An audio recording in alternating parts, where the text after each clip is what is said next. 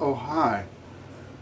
I didn't hear you come in. I was just enjoying the bold and yet smooth flavor of a Starbucks Sumatra.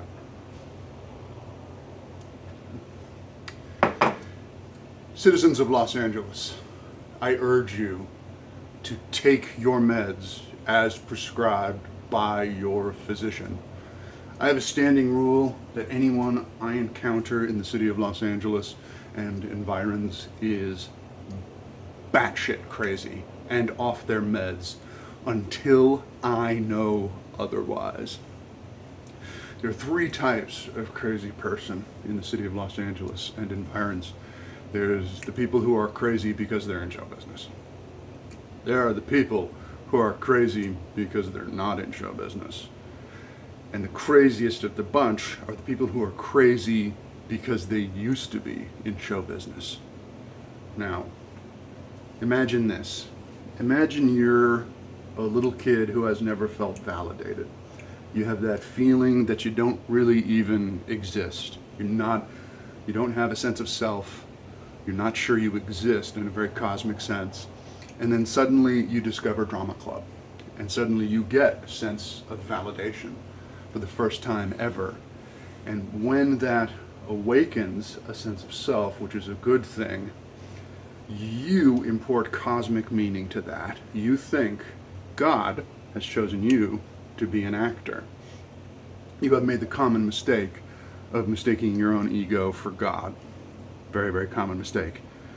So as you go forward, as you move up, you go out, you get some work, this all seems like further validation that God has chosen you to be an actor, and you find meaning in this.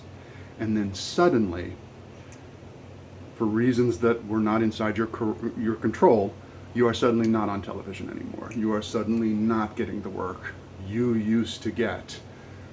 Now you are trying to figure out what it was that you did to piss off God. You're trying to figure out why God hates you. You are now in a spiritual crisis. You think you're in a spiritual crisis, but you're actually in a mathematical crisis, because the forces that got you the work in the first place were outside of your control, and they were random, and the forces that got you out of work are also random and outside of your control. It's a superstition. It's superstitious thinking. You think whatever you were doing prior to something happening had something to do with that happening. We're built that way. It's part of our survival instinct. You can see how it kept us alive. There's a really common fallacy associated with it. But it tears your brain apart.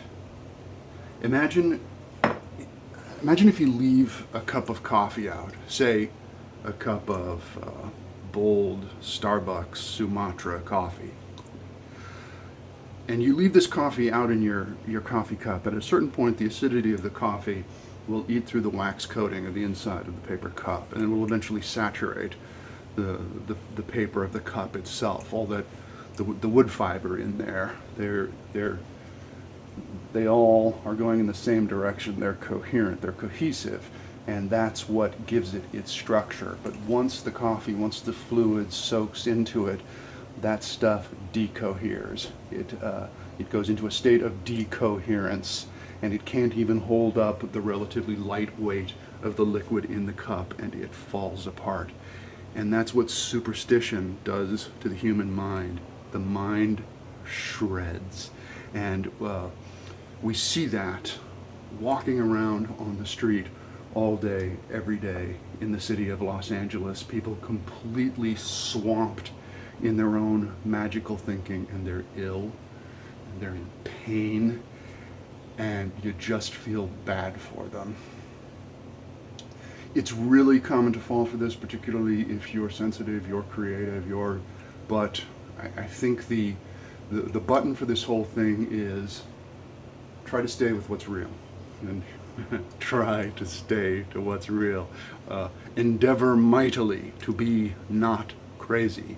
And of course, I said it before, but citizens of Los Angeles, take your medication as prescribed by your physician. Tell your boss you forgot something, go home, take your meds. Or if you're at the coffee shop, put it in a to-go cup, maybe a nice Starbucks Sumatra. Go home and take your meds. I had a lot more to say on this. I'll follow up tomorrow. This has been Coffee with Big Cat. Thanks so much for sharing some time with me. If you're looking at me on YouTube, go ahead and hit the subscribe button. Why not?